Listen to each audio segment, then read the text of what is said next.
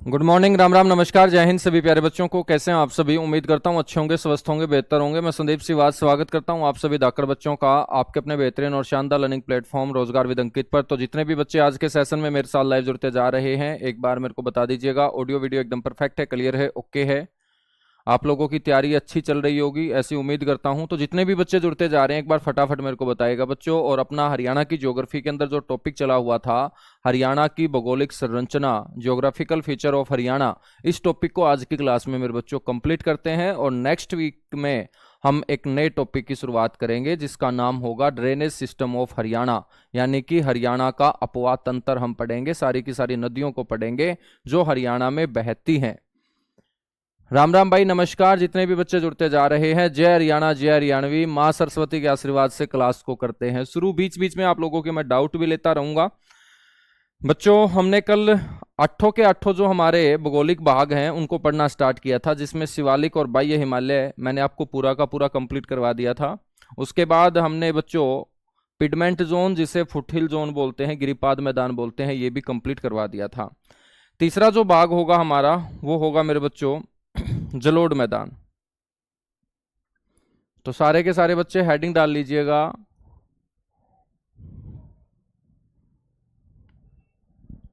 जलोढ़ मैदान। और अपना अपना हालचाल मेरे को बता दो मेरे बच्चों कि सारे के सारे खुश तो होंगे, कुशल मंगल होंगे, घर परिवार में सुख शांति होगी।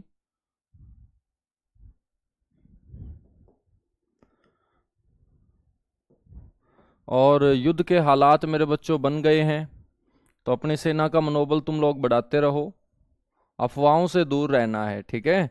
क्योंकि एक युद्ध जो है ना वो सोशल प्लेटफॉर्म पे लड़ा जा रहा है, इंस्टाग्राम के ऊपर, फेसबुक के ऊपर। उस युद्ध से दूर रहना है आप लोगों को, ठीक है? जो अफवाहों का युद्ध है। हम बात करते हैं जलोढ़ मैदान।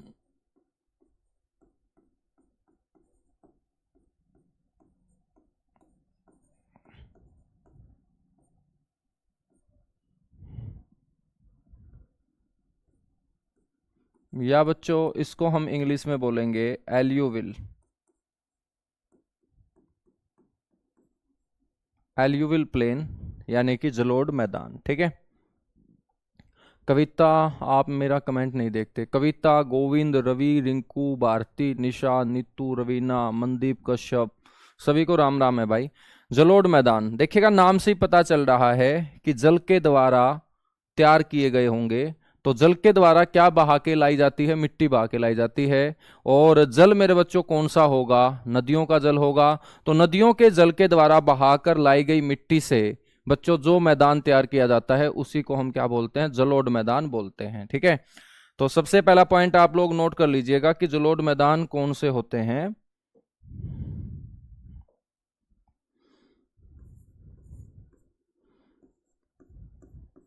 नदियों के जल के द्वारा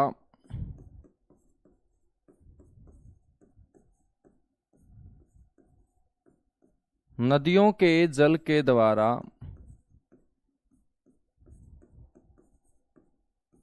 बहाकर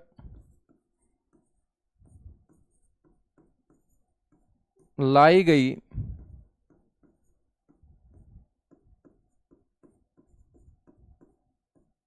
मिट्टी से निर्मित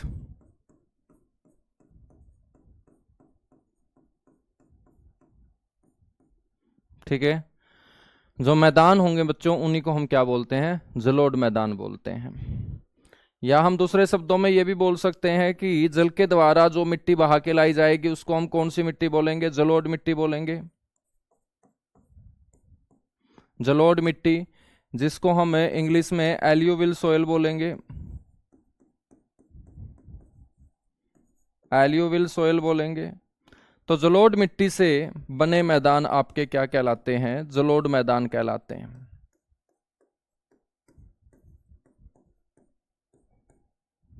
बच्चों ये जो जलोढ़ मैदान है,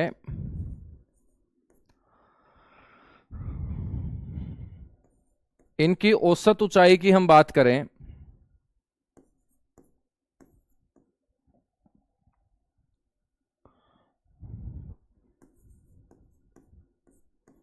वो भी आपको ध्यान रखनी है कि जलोढ़ मैदानों की जो औसत ऊंचाई होती है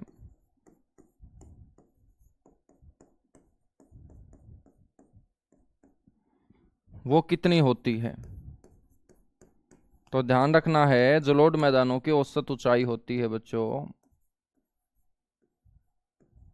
220 से लेके 280 मीटर तक, या हम 300 मीटर से कम भी बोल सकते हैं। ठीक है। अब बहुत सारे बच्चे ये सोचते होंगे कि सर ये औसत ऊंचाई कहाँ से ली जाती है, तो ये समुद्र तल से औसत ऊंचाई होती है। तो सर समुद्र तल कहाँ है जहां से हम अपने हरियाणा के क्षेत्रों को ऊंचाई के आधार पे माप रहे हैं। तो मेरे बच्चों अपने भारत का जो समुद्र तल है ना वो चेन्नई के अंदर निर्धारित है। याद रखेंगे, भारत का जो समुद्र तल है कहाँ पर निर्धारित है, चेन्नई में निर्धारित है। और चेन्नई से ही ये सारी की सारी हाइट मैं बता रहा हूं, चाहे मैंने करहो नाम की चोटी की हाइट आपको बताई हो, चाहे मैंने आपको गिरिपाद मैदानों की हाइट बताई हो, शिवालिक की हाइट बताई हो, या हम अभी पढ़ रहे हैं जलोढ़ मैदान, यदि हम इनकी ऊंचाई की बात करेंगे तो ये समुद्र तल से ऊंचाई है। और समुद्र तल जो है भारत का वो कहां पर निर्धारित है, चेन्नई में निर्धारित है। ये जो जलोढ़ मिट्टी हम पढ़ रहे हैं, ये जलोढ़ मिट्टी बच्चों दो प्रकार की होती है। जलोढ़ जो मिट्टी होगी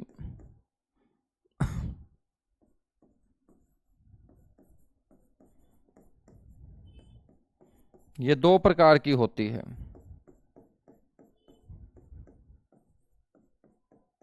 ठीक है। और इन दो प्रकार में ध्यान रखेंगे, एक जो टाइप होगा जलोढ़ मिट्टी का वो होती है खादर मिट्टी। इंग्लिश में ही इसको खादर मिट्टी ही बोलेंगे, खादर मिट्टी। ठीक है। और खादर मिट्टी से बने हुए जो मैदान होंगे ना मेरे बच्चों, उनको हम क्या बोल देंगे, खादर मैदान बोल देंगे। क्या बोल देंगे, खादर मैदान।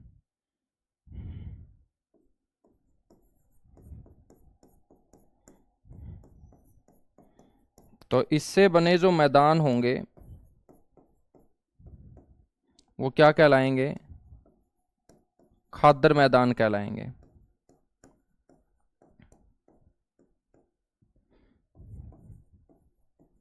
खादर मैदान हम उन्हें बोलेंगे।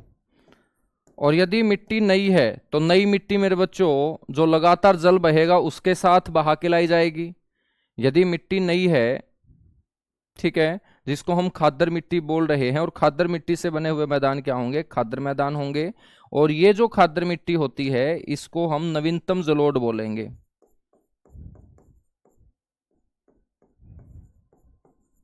नवीनतम जलोढ़ मिट्टी। और नवीनतम जलोढ़ मिट्टी से बने मैदान ही आपके खादर होते हैं। और यदि मिट्टी नई है बच्चों तो इसका मतलब वो बार बार जल के द्वारा बहा के लाई गई है। और जो बार बार जल बहा के लाया जाएगा वो कौन सी नदियां होंगी, बारहमासी नदियां होंगी।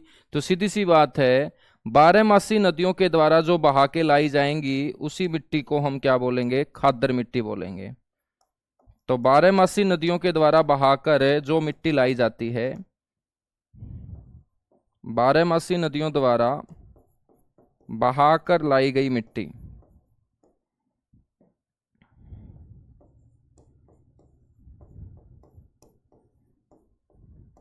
उसको हम क्या बोलेंगे बच्चों, खादर बोलेंगे।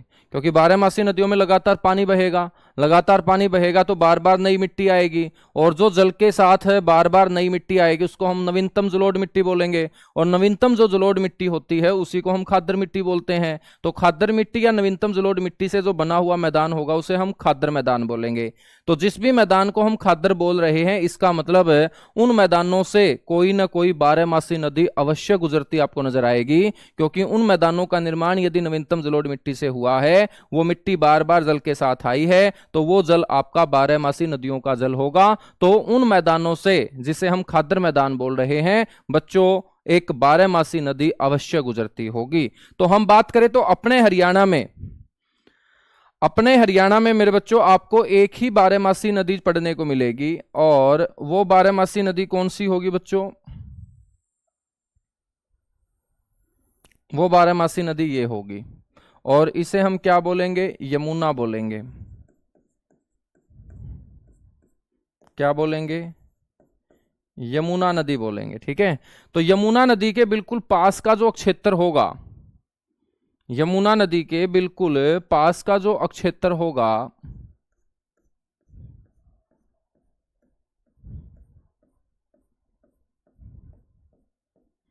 ठीक है,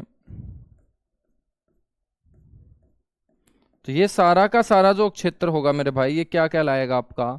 ये सारा का सारा जो क्षेत्र होगा,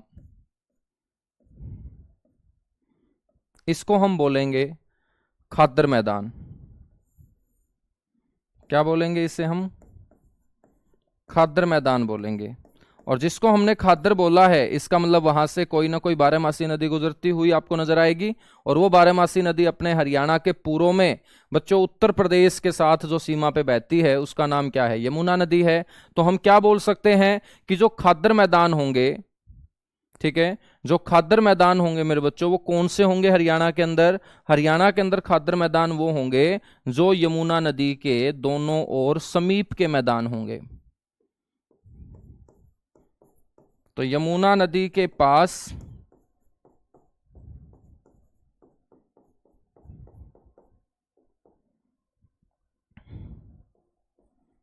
के जो मैदान होंगे बच्चों, उन्हीं को हम क्या बोलेंगे? खाद्र मैदान बोलेंगे। अब मैं आपसे क्वेश्चन पूछूं कि जब यमुना नदी के पास के मैदान खाद्र हैं, तो इन मैदानों की मिट्टी कैसी है? नवीनतम जलोढ़ मिट्टी है। और जब मिट्टी नई है, तो उस मिट्टी के अंदर क्या होगी? जान होगी। उस मिट्टी के अंदर बच्चों सारे के सारे आवश्यक पोषक तत्व होंगे। तो सीधी सी बात है, उस मिट्टी के अंदर हमें और एक्स्ट्रा जान डालने की जरूरत नहीं है। और एक्स्ट्रा जान डालने का मतलब है कि हमें और उर्वरक जो है, फर्टिलाइजर जो है, वो डालने की जरूरत नहीं है। यूरिया डीएपी हमें ठोकने की जरूरत नहीं है। तो जो खाद्र मैदान होते हैं बच्चों, ये क्या होते हैं? आपके उपजाऊ मैदान होते हैं। क्या होते हैं? उपजाऊ। और इन मैदानों के अंदर उर्वरकों का इस्तेमाल भी क्या होता है? कम होता है। तो खाद्र मिट्टी से बना मैदान क्या होगा? आपका खाद्र मैदान होगा। और खाद्र मैदान जो होते हैं ना, ये क्या होते हैं बच्चों? ध्यान रखना है, ये उपजाऊ मैदान होते हैं।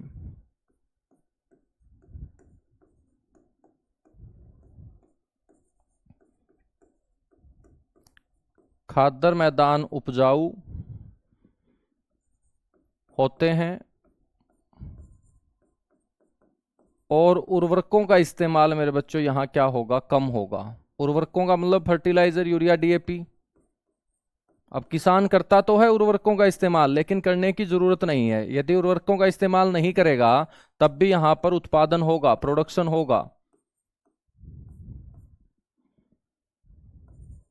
तो उर्वरकों का इस्तेमाल इन मैदानों में क्या होगा बच्चों? कम होगा।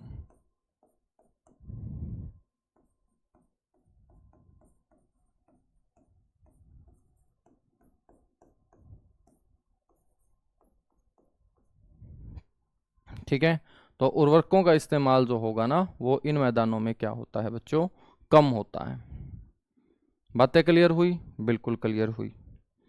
तो यमुना नदी के समीप के मैदान, यमुना नदी के पास के मैदान, ठीक है, यमुना नदी के निचले मैदान क्या कहलाते हैं? खाद्र मैदान कहलाते हैं। और खाद्र मैदानों का निर्माण कौन सी मिट्टी से होगा? नवीनतम जलोढ़ मिट्टी से होगा। तो इन मैदानों का विस्तार मेरे बच्चों कहाँ होगा? हरियाणा में जो खाद्र मैदानों का विस्तार होगा, वो कहां पर होगा? तो जहां जहां से यमुना गुजर रही है। और यमुना मेरे बच्चों कितने जिलों से गुजर रही है? 6 जिलों से। हरियाणा में जो खाद्र मैदान है,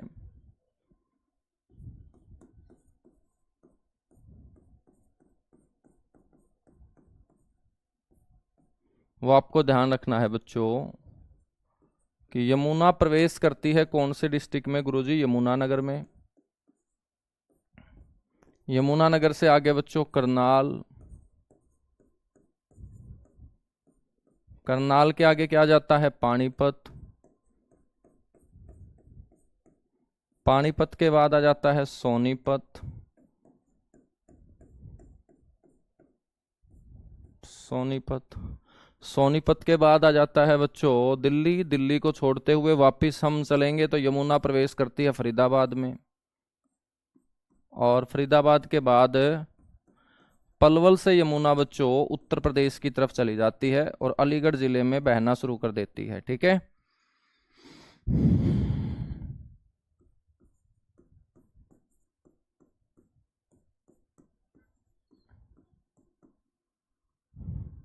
तो हरियाणा में खाद्य मैदानों का विस्तार इन जिलों में आपको देखने को मिलेगा। सर इंडिया पाकिस्तान युद्ध पे कुछ बोलो। भाई मेरे को बोलने की जरूरत है ही नहीं, अपनी सेना जो है ना वो लगातार बोल रही है सिर चढ़ के पाकिस्तान के। ठीक है, तो सेना को ही हक है बोलने का भी और उनको निपटाने का भी। ठीक है, हम बस देखते रहेंगे, हम सिर्फ देखते रहेंगे और अपनी सेना का हौसला बढ़ाते रहेंगे। ठीक है, अभी मेरे को एक बात बताओ यार, कुछ बच्चे बोल रहे हैं कि सर नोट्स बनाएं क्या। अब सारी चीजें मैं भी बताऊंगा क्या? तुम बोलोगे कि सर शादी करें क्या, तो मैं बताऊंगा क्या? वो आपकी इच्छा है, आपके हालात हैं। तो भाई जब नोट्स आपको यही नहीं पता है कि मेरे को बनाने चाहिए नहीं बनाने चाहिए, तो फिर कैसी तैयारी कर रहे हो तुम लोग? जब धाकड़ बैच में आप मेरे से पढ़ चुके हो तो धाकड़ बैच के नोट्स आप बराबर में रखो। जो यहाँ एक्स्ट्रा पॉइंट में पढ़ाता हूं धाकड़ बैच से, तो उसको आप नोट कर लो। यदि आपके पास प्रॉपर समय है तो दोबारा से बना लो। यदि आपके पास बिल्कुल भी समय नहीं है, आप सारा दिन बिजी हो, तो सिर्फ क्लास क्लास जो है वो देखते रहो भाई। ठीक है, यानी कि आप कॉपी पेन के चाहे हाथ भी मत लगाओ। तो वो तो सारा का सारा आपके ऊपर डिपेंड करता है ना। अब ये बातें मैं कैसे बताऊंगा कि यार बनाओ ना बनाओ? है क्या बात है, तुम बिल्कुल छोटे छोटे बच्चे हो क्या? मेरे को लगता है 15-16 साल की उम्र में ही तुमने कोचिंग शुरू कर दी है ना। तो खादर मैदान हम पढ़ चुके हैं, खादर के बाद मेरे बच्चों हम पढ़ेंगे बांगर मैदान। तो तुम इतने बोले कैसे रह गए हो यार हरियाणा में पैदा होके?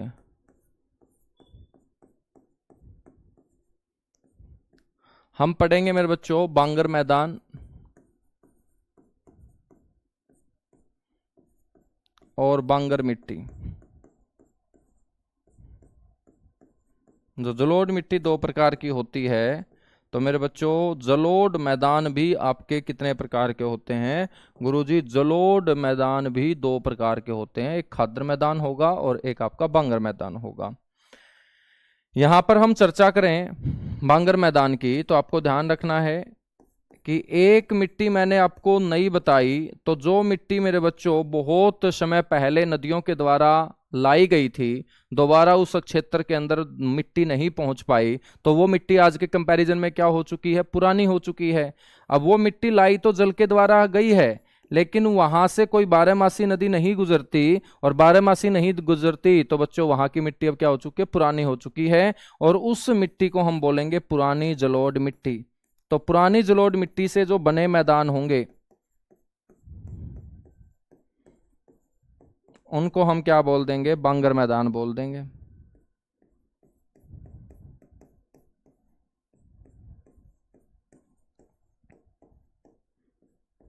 पुरानी जलोढ़ मिट्टी से बने मैदान क्या कहलाएंगे? बांगर मैदान कहलाएंगे। बच्चों मैंने आपको बताया था अभी बारहमासी नदी, कि बारहमासी नदी के बिल्कुल समीप के मैदान क्या होंगे? खादर। तो बारहमासी नदी से जितना हम दूर होते जाएंगे तो आपको ध्यान रखना है मिट्टी पुरानी होती चली जाएगी, और उसी पुरानी मिट्टी से बने मैदान आपके बांगर कहलाएंगे। तो बारहमासी नदी से ऊंचे मैदान, ऊंचे का मतलब क्या है? हम दूर ही भेज रहे हैं बारहमासी नदी से, या दूर के मैदान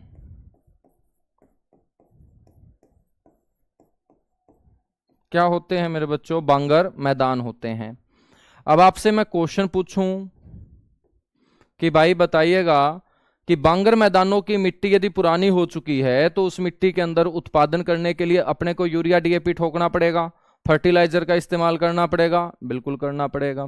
ठीक है, तो ध्यान रखना है कि इन मैदानों में उर्वरकों का इस्तेमाल क्या है? ज्यादा किया जाता है, क्योंकि यहाँ की मिट्टी क्या है? पुरानी है। तो इन मैदानों में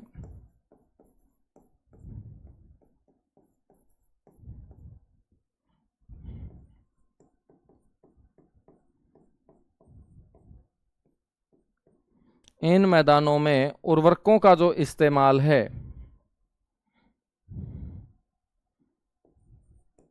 वो बच्चों क्या किया जाता है, अधिक किया जाता है। अब मैं आपसे पूछूंगी हरियाणा के अंदर ठेठ बांगर कौन सा है। हरियाणा में जो ठेठ बांगर क्षेत्र है बच्चों,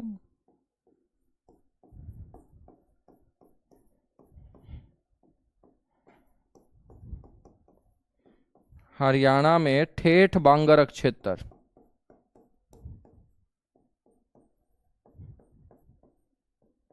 वो आपको ध्यान रखना है जींद है बच्चों। ठीक है, और जींद ऑप्शन में ना हो तो आप रोहतक भी बोलेंगे। ठीक है, क्योंकि रोहतक क्षेत्र के अंदर भी बांगरू बोली जो है वो बोली गई है, बोली जाती है। तो हरियाणा में ठेठ बांगर जो क्षेत्र होगा वो जींद होगा। ठीक है मेरे बच्चों, हम बात करें तो बांगर की जो राजधानी है ना, बांगर की जो राजधानी है वो उचाना को बोला जाता है। बांगर की जो राजधानी है वो किसे बोला जाता है, उचाना को। और साथ ही साथ मेरे भाई, बांगर का जो शेर है राजनीतिक क्षेत्र के अंदर, बांगर का जो शेर है वो किसे कहा जाता है, जो उचाना से मेरे बच्चों विधायक भी चुने गए, जिनका नाम है वीरेंद्र सिंह डुमरखिया। डुमरखा गांव आप सभी को पता होगा, उचाना हल्के का ही गांव है। और यहां से हैं वीरेंद्र सिंह डुमरखिया, एक कद्दावर मेरे बच्चों नेता, आजकल तो जो हैं सुर्खियों में नहीं रहते। वीरेंद्र सिंह डुमरखिया को बांगर का शेर कहा जाता है।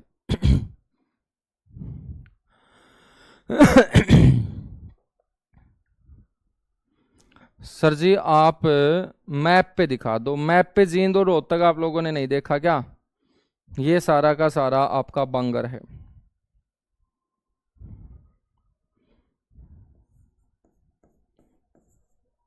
जींद, रोहतक। ठीक है, तो जींद और रोहतक जो होगा ये बांगर क्षेत्र होगा मेरे बच्चों। कौन सा क्षेत्र होगा, बांगर क्षेत्र होगा। ठीक है,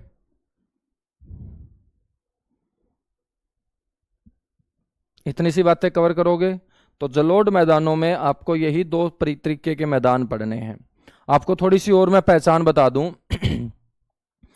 कि बच्चों हिसार साइड का कोई आदमी जब रोहतक की साइड जाता था, सोनीपत की साइड जाता था, तो सीधी सी बात है वहां के लोग बोलते थे कि बांगर का आदमी आया है। और जब सोनीपत साइड का आदमी हिसार की साइड आता था तो अपने बूढ़े बोलते थे कि खादर का आदमी है, तेज आदमी है, बच के रहना। तो सीधी सी बात है मेरे बच्चों कि उस सोनीपत वाले इलाके को हमने खादर का आदमी क्यों बोला, वो इसलिए बोला क्योंकि खादर का मतलब है नवीनतम जलोढ़ मिट्टी, और नवीनतम का मतलब है बारहमासी नदी का गुजरना। और बारहमासी नदी सोनीपत से गुजरती है जिसका नाम क्या है, यमुना नदी है। और यमुना नदी बच्चों बारहमासी नदी है, तो उसके द्वारा बार बार जल के द्वारा यदि मिट्टी लाई जाएगी तो वो नवीनतम जलोढ़ मिट्टी होगी। और नवीनतम जलोढ़ मिट्टी से बने हुए मैदानों को ही हम क्या बोलते हैं, खादर बोलते हैं।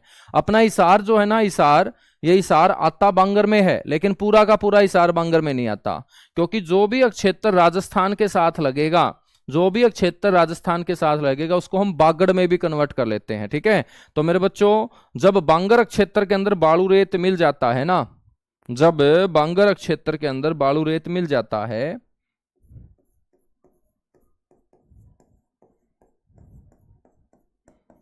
बांगर क्षेत्र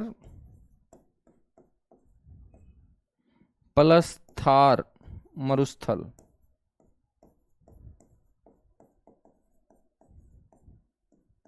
ठीक है, तो मेरे बच्चों इसको हम बोल देते हैं बागड़। और बागड़ की क्या पहचान होती है, यहां पर एक मात्रा एक्स्ट्रा लगाते हैं लोग, जैसे कुत्ते को कुत्तो बोलेंगे, ठीक है, मम्मा को मम्मो बोलेंगे, तो ओ की मात्रा जहां पर आप लोगों को एक्स्ट्रा देखने को मिले, समझ लेना भाई साहब वो बागड़ी आदमी है। कौन सा आदमी है, बागड़ी आदमी है। ठीक है,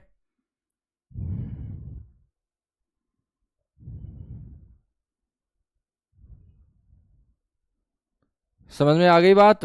बताओ एक बार फटाफट, जितने भी बच्चे लेट से जुड़े हैं।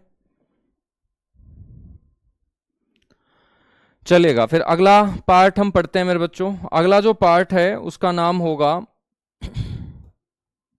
बाढ़ के मैदान।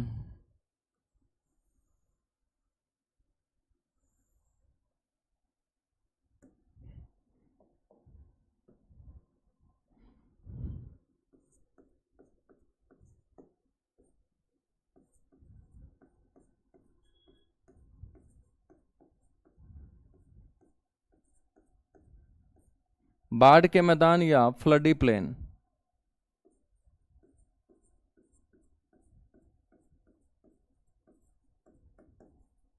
ठीक है, बाढ़ के मैदान या फ्लडी प्लेन। मैं आपसे क्वेश्चन पूछूं कि बाढ़ कहां आती है?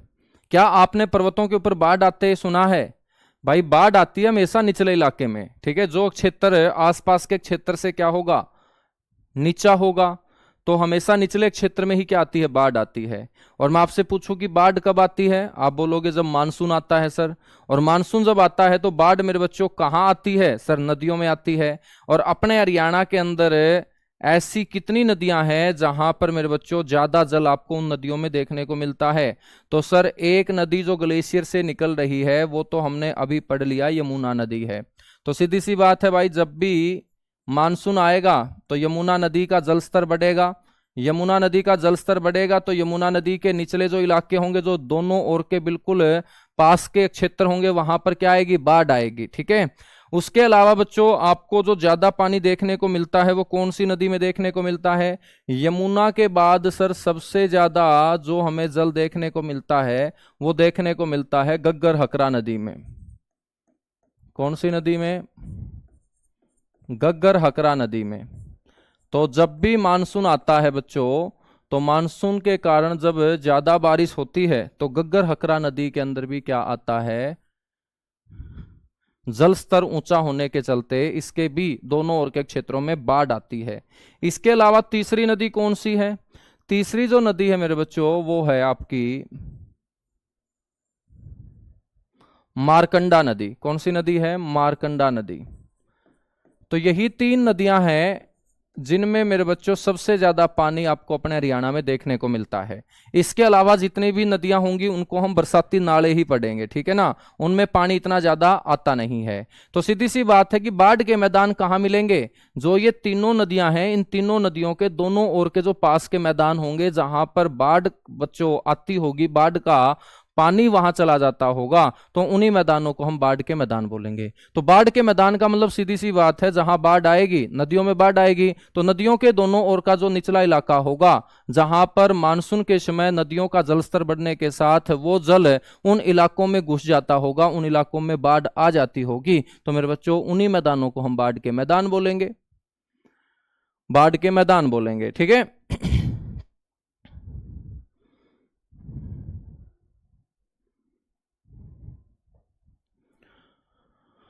क्या डाउट है? कीर्ति बताइएगा भाई, क्या डाउट है आपका? डाउट है बताइएगा। रिस्पेक्ट भी बहुत ज्यादा करते हैं बागड़ी लोग, इसमें कोई दो राय नहीं है कि रिस्पेक्ट बहुत ज्यादा करते हैं। तो बाढ़ के मैदानों में बच्चों सबसे पहला पॉइंट आपको पता होना चाहिए कि नदियों के दोनों ओर के नदियों के दोनों ओर के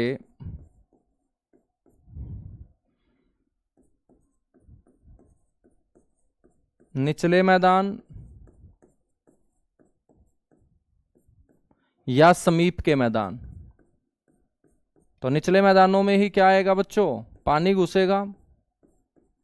तो नदियों के अंदर बाढ़ आने के चलते वो बाढ़ का पानी जिन मैदानों में घुस जाता है, उन्हीं मैदानों को हम क्या बोलते हैं, बाढ़ के मैदान बोलते हैं। समझ में आई बात? समझ में आई सर। अपने हरियाणा के अंदर हम बात करें तो कौन सी नदियां हैं? यमुना नदी है, गग्गर हकरा नदी है,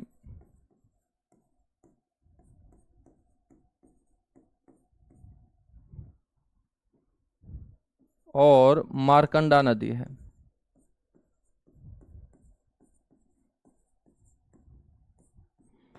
इन्हीं नदियों के द्वारा ये मैदान तैयार किए जाते हैं,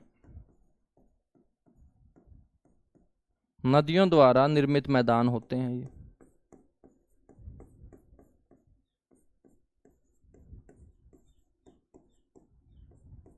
नदियों द्वारा निर्मित मैदान होते हैं। बच्चों हम बात करें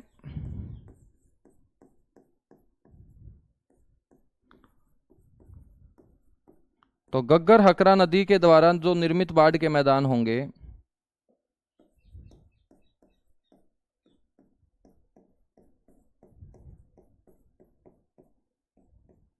घग्गर हकरा नदी द्वारा निर्मित जो बाढ़ के मैदान होंगे,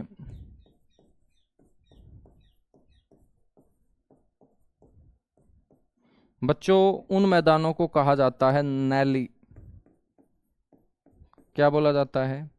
नैली कहा जाता है। तो बड़ा इंपॉर्टेंट क्वेश्चन है कि घग्गर हकरा के द्वारा जो बाढ़ के मैदान तैयार किए जाते हैं उन्हें हरियाणा में किस नाम से जाना जाता है? तो आपको बोलना है कि उसे हम नैली बोलते हैं। ठीक है बच्चों, नैली मैदानों का जो विस्तार है वो आपको कहाँ देखने को मिलेगा?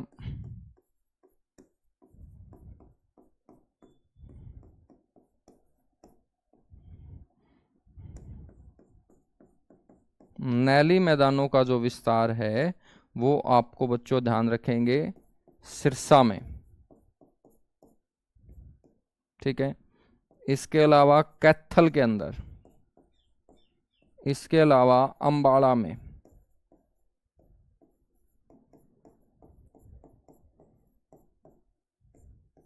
ठीक है ना?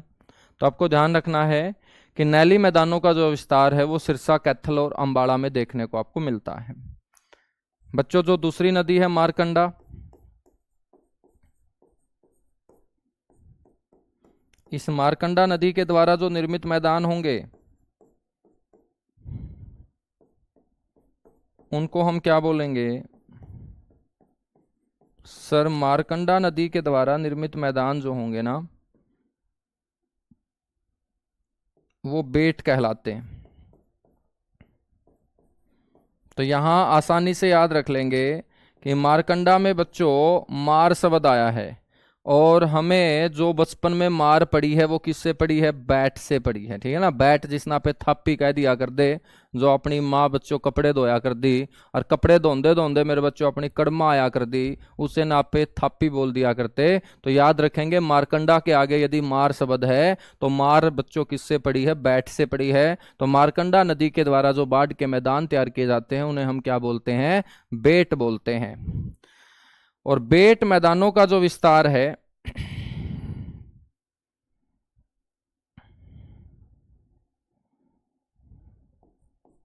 बेट मैदानों का जो विस्तार है बच्चों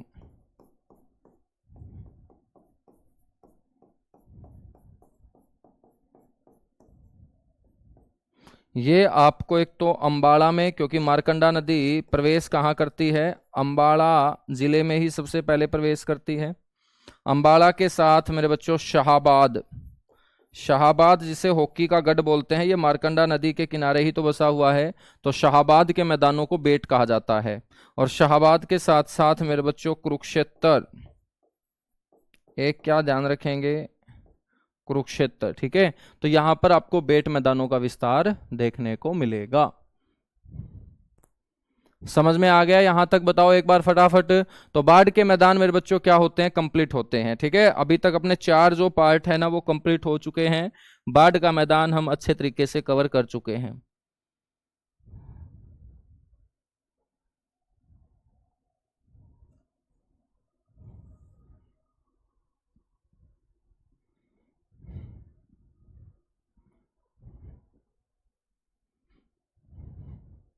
चलेगा। बाढ़ के मैदान के बाद बच्चों 5वां जो भाग है उसको पढ़ते हैं।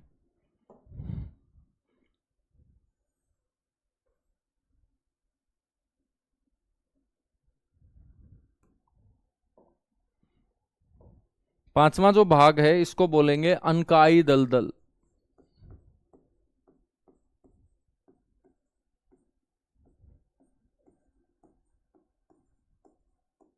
अनकाई दलदल। अब मैं आपसे क्वेश्चन पूछूं बच्चों कि दलदल कहाँ बनता है? क्या आपने पहाड़ों के ऊपर दलदल सुना है? नहीं सर जी।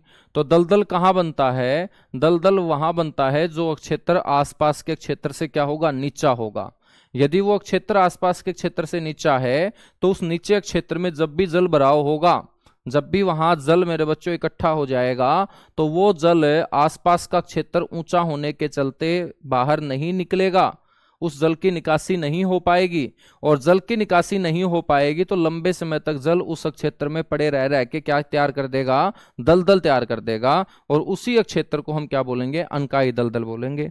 तो आपके समझ में आ गया होगा कि दलदल जो बनेगा गुरुजी वो हमेशा बनेगा कहां पर?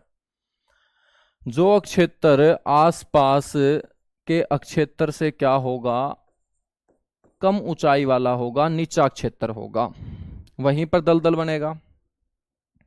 तो आपको ध्यान रखना है, अनकाई दलदल जो क्षेत्र है बच्चों, ये सिरसा जिले में स्थित है।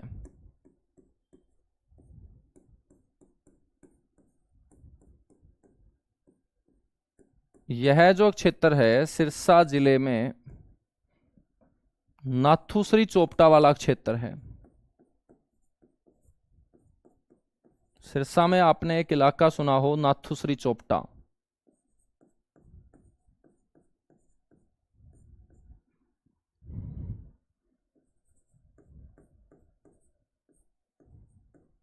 इस नाथुश्री चोपटा क्षेत्र में स्थित है। ठीक है। और मेरे बच्चों आज तो सिरसा में कोई दलदल बनता नहीं है, क्योंकि आज तो सिरसा खुद पानी को तरस रहा है। लेकिन बच्चों पहले प्राचीन काल में मैं बात करूं तो सिरसा का यह क्षेत्र दलदल वाला क्षेत्र हुआ करता था। और ध्यान रखेंगे, प्राचीन काल में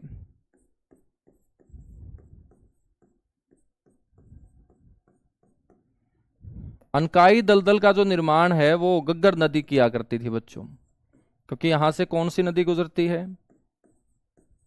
गग्गर हकरा नदी। ठीक है। तो प्राचीन काल में अनकाई दलदल का जो निर्माण है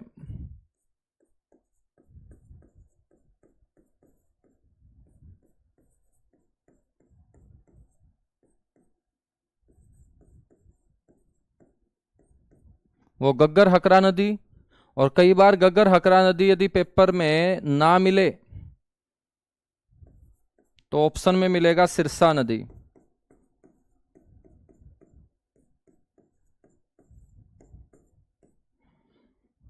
और गग्गर हकरा नदी का पानी बच्चों नाथुश्री चोपटा वाले निचले इलाके में जब घुस जाता था तो ये हरियाणा का सबसे निचला इलाका होने के चलते यहां से जल की निकासी नहीं हो पाती थी।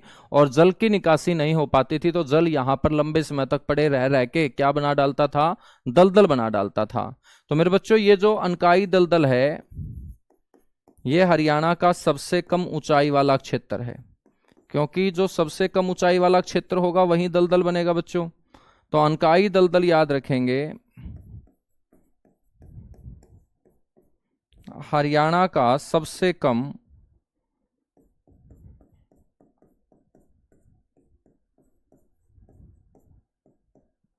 ऊंचाई वाला क्षेत्र है।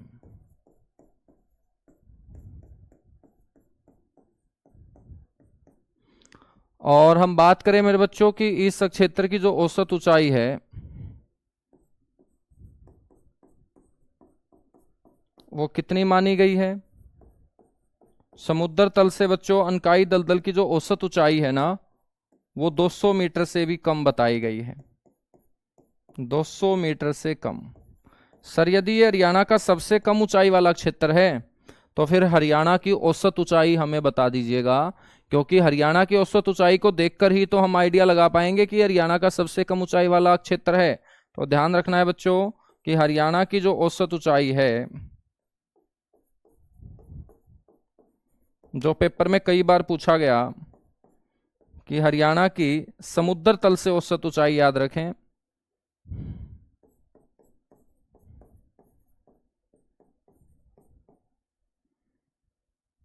हरियाणा की समुद्र तल से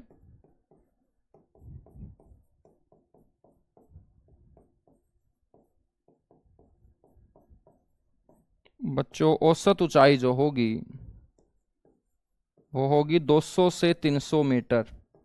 और इसकी जो औसत ऊंचाई है वो मैंने क्या बताई है, 200 मीटर से कम, यानी कि हरियाणा का सबसे निचला इलाका होगा बच्चों ये। ठीक है। 200 से 300 मीटर बोल सकता हूं। और यदि आपसे एग्जामिनर फिट में पूछ ले तो फिट में आप बोलेंगे 700 से 900 फीट, 700 से 900 फीट। तो जरूर ध्यान रखना है कि ऑप्शन यदि फिट में दे रखा है तो 700 से 900 बोलेंगे, मीटर में दे रखा है तो 200 से 300 बोलेंगे। और मेरे बच्चों ये जो समुद्र तल का हम जिक्र कर रहे हैं तो ये भी मैंने आपको बताया कि भारत का जो समुद्र तल है ना वो कहां पर निर्धारित है, चेन्नई में।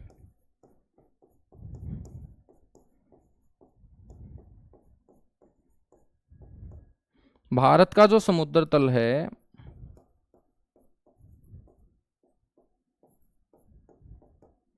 बच्चों वो कहाँ निर्धारित किया गया है?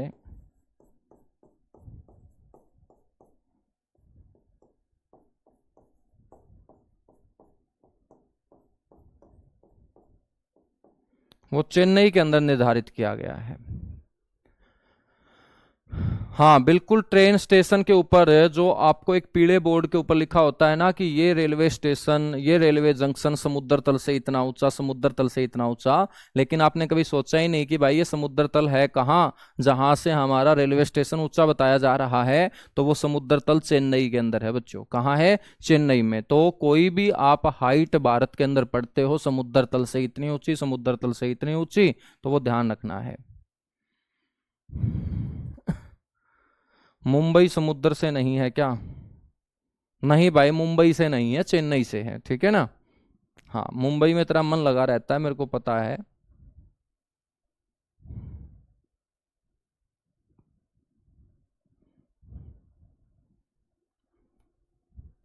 सर जी, HPSC HCS भी निकल जाएगा क्या? भाई हरियाणा जीके के तो चाहे तुम कहीं पे भी आ जाए, तो हरियाणा जीके के तो हर जगह से पारों पार जाएगी, ठीक है ना। हाँ, जिस तरीके से मेरे बच्चों अपना जो मिसाइल सिस्टम है,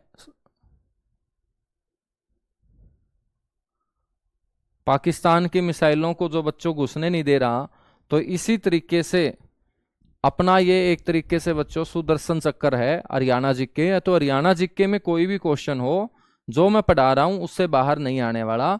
बस आप लोग इसी को तैयार करते रहो, बार बार पढ़ते रहो। और ये आइडिया कब होगा? जब तुम पहले वाले पेपर लगाओगे।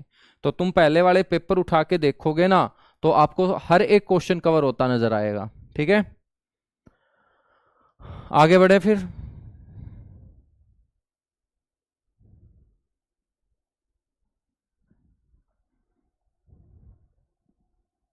चलेगा। अनकाई दलदल के बाद छठा जो भाग है बच्चों वो पढ़ते हैं।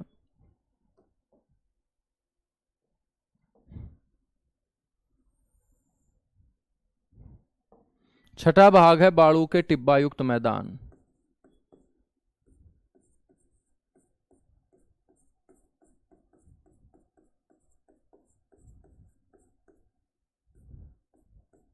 बाड़ू के टिब्बा युक्त मैदान, या इनको हम सैंडी प्लेन बोल देंगे, ठीक है।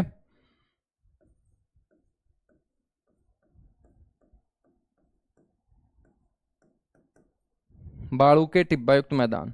मेरे बच्चों, मैं आपसे पूछूं कि बाड़ू रेत जो आपको नजर आएगा वो हरियाणा में कहाँ नजर आएगा? राजस्थान के साथ लगता जो क्षेत्र है गुरुजी, वो सारा का सारा बाड़ू रेत वाला ही तो क्षेत्र है। तो राजस्थान के साथ लगता ये बाड़ू रेत वाला जो क्षेत्र होगा, इसी को हम क्या बोलेंगे बच्चों? बाड़ू के टिब्बा युक्त मैदान बोलेंगे, ठीक है। और बाड़ू रेत अपने हरियाणा में शुरू हो जाता है कहाँ से? सिरसा से। सिरसा में बाड़ू रेत है बच्चों। सिरसा से आगे फतेहाबाद भी राजस्थान के साथ लगता है, तो बाड़ू रेत है। हिसार भी बच्चों बाड़ू रेत के साथ लगता है। इसके बाद मैं बात करूं भिवानी की। भिवानी की। अब दादरी जो है ना वो बाड़ू रेत वाला क्षेत्र जरूर है, लेकिन यहाँ राजस्थान के साथ ये टच नहीं करता। महेंद्रगढ़ में भी आपको बाड़ू रेत नजर आएगा। महेंद्रगढ़ के साथ साथ रेवाड़ी में भी आपको नजर आएगा। रेवाड़ी के साथ साथ नू में भी आपको बाड़ू रेत नजर आएगा, ठीक है। तो यहां पर आपको बाड़ू के टिब्बा युक्त मैदान हरियाणा में नजर आएंगे। बच्चों हम बात करें तो बाड़ू के टिब्बा युक्त मैदान का मतलब है यहां थार का मरुस्थल।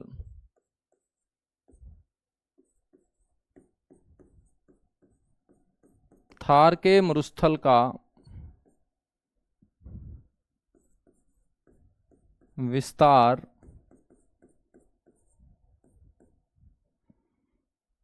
राजस्थान के साथ लगते हरियाणा क्षेत्र में बच्चों।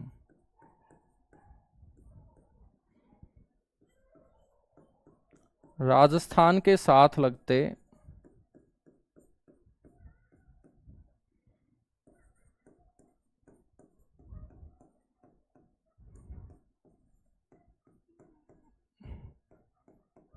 हरियाणा क्षेत्रों में। ठीक है, तो थार के मरुस्थल का जो विस्तार है राजस्थान के साथ लगते हरियाणा क्षेत्रों में आपको देखने को मिलेगा। क्वेश्चन आपसे पूछा गया कि हरियाणा में थार का जो मरुस्थल है वो लगातार बढ़ता जा रहा है, इसके पीछे कारण क्या है। हरियाणा में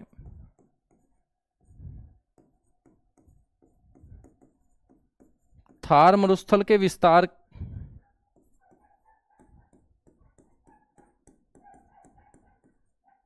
के बढ़ने का जो कारण है बच्चों, वो क्या है कि हर साल हरियाणा के अंदर ये जो मरुस्थल है, ये जो मरुभूमि है, ये बढ़ती जा रही है। तो इसके पीछे कारण क्या है? इसके पीछे कारण है रेत का बच्चों आगे की तरफ लगातार बढ़ते जाना, और उसको बोलेंगे रेत प्रवासन। क्या बोलेंगे? रेत प्रवासन। पेपर में क्वेश्चन पूछा जाएगा आपसे, और पूछा गया है कि हरियाणा में हर वर्ष थार के मरुस्थल का विस्तार बढ़ता जा रहा है। तो हरियाणा में हर साल यदि थार के मरुस्थल का विस्तार बढ़ता जा रहा है तो उसका कारण क्या है? उसका कारण यह है कि थार का मरुस्थल आगे की तरफ आता जा रहा है, मतलब जो बालू रेत है भाई साहब वो आगे बढ़ता जा रहा है। तेज आंधी के कारण, तूफान के कारण जल वहां बालू रेत जो है वहां कट रहा है और कट के आगे की तरफ जमा हो रहा है, और रेत का आगे की तरफ गति करना उसे हम बोलेंगे रेत प्रवासन। क्या बोल देंगे? रेत प्रवासन बोल देंगे। बच्चों हम बात करें तो हरियाणा में जो सबसे ज्यादा मृदा अपरदन होता है ना, वो इसी भाग में होता है।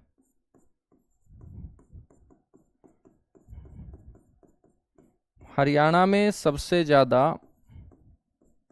मृदा अपरदन, जिसको हमने रेंगती हुई मृत्यु बोला था, सोयल एरोजन बोला था,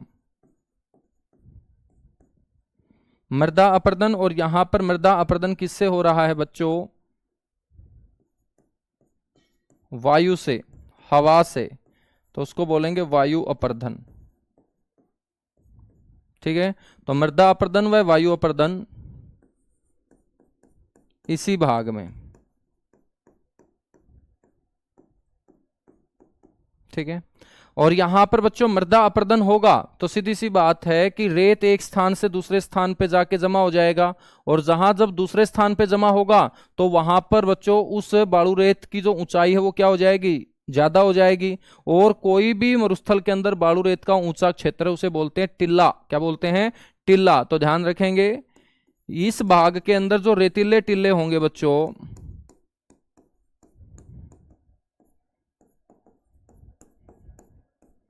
इस भाग के अंदर जो रेतीले टिल्ले होंगे, टिल्ले का मतलब तो समझते होंगे, जब बालू रेत ऊंचाई के ऊपर जमा है तो उसी को टिल्ला बोलते हैं।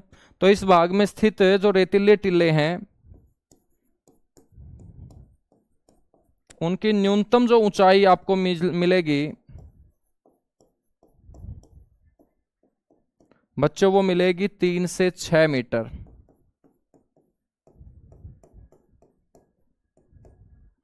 और अधिकतम जो ऊंचाई आपको नजर आएगी रेतीले टिल्ले की,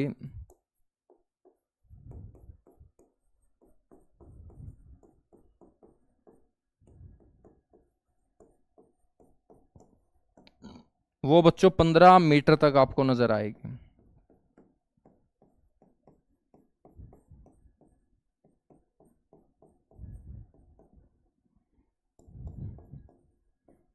ठीक है, तो दोनों के दोनों क्वेश्चन बड़े इंपॉर्टेंट हैं। ठीक है, अब कोई भी बालू रेत जब एक जगह से कट के दूसरी जगह के ऊपर जमा होगा, मतलब ऐसे, ठीक है, तो यहां से बालू रेत कटा और ये हाइट के ऊपर जमा हुआ, तो जहां से बालू रेत कटा होगा मेरे बच्चों, वहां पर जब भी पानी ठहर जाएगा तो वायु अपर्दन से बनने वाला रेगिस्तान के अंदर जो गड्ढा होगा, और उस गड्ढे के अंदर यदि कोई पानी भरा है तो बच्चों उसको बोलते हैं ठूंठ या बावड़ी। उसे क्या बोलते हैं? उसे ठूंठ या बावड़ी बोलते हैं। उसे बोलते हैं ठूंठ या बावड़ी। तो आपसे मैं क्वेश्चन पूछ लूं कि ठूंठ या जो बावड़ी है इसका निर्माण कौन से मैदानों में होता है? तो आप बोलेंगे बालू के टिब्बा युक्त मैदानों में।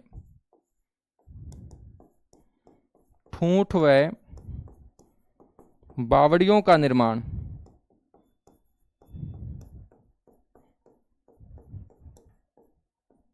ठूंठ और बावड़ियों का जो निर्माण होगा बच्चों वो कौन से भाग में होगा, वो इसी भाग में होगा। ठीक है, तो ठूंठ और बावड़ियों का निर्माण इसी भाग में होता है और यही कारण है कि तालाब और बावड़ियों का जो नगर है बच्चों वो नारनौल को कहा जाता है। बावड़ी का मतलब समझते हो तुम, बावड़ी का मतलब एक तरीके से तालाब होता है, जोड़ होता है बच्चों। और वायु अपर्दन के कारण जब रेगिस्तान के अंदर रेत कट के दूसरे स्थान पे जमा होगा तो उस क्षेत्र में एक गड्ढा बनेगा और उस गड्ढे के अंदर यदि पानी भर जाएगा तो उसी को हम क्या बोलेंगे, राजस्थान के साथ लगते इन इलाकों के अंदर ऐसे क्षेत्रों को, ऐसे गड्ढों को जो रेगिस्तान के अंदर बने हुए होते हैं उनको ठूंठ या बावड़ी बोला जाता है। ठीक है सर जी, मृदा अपरदन को शिवालिक क्षेत्र में रेंगती हुई मृत्यु कहा जाता है, तो इस क्षेत्र में मृदा अपरदन को क्या बोलेंगे? इस क्षेत्र में भी रेंगती हुई मृत्यु बोलेंगे भाई। ठीक है, मृदा अपरदन तो मृदा अपरदन होगा ना, वो किसी भी एक क्षेत्र में हो तो इसका नाम थोड़ी बदलेगा। वहां पर भी रेंगती हुई मृत्यु है मृदा अपरदन, वहां जल के माध्यम से मिट्टी कट रही है तो उसको जल अपरदन बोलेंगे। यहां पर भी हो रहा है मृदा अपरदन, लेकिन यहां पर मिट्टी कट रही है हवा के माध्यम से, तेज आंधी तूफानों के माध्यम से, उसको वायु अपर्दन बोलेंगे। ठीक है, तालाब व बावड़ियों का जो नगर होगा बच्चों वो हम किसे बोल देंगे? नारनौल को।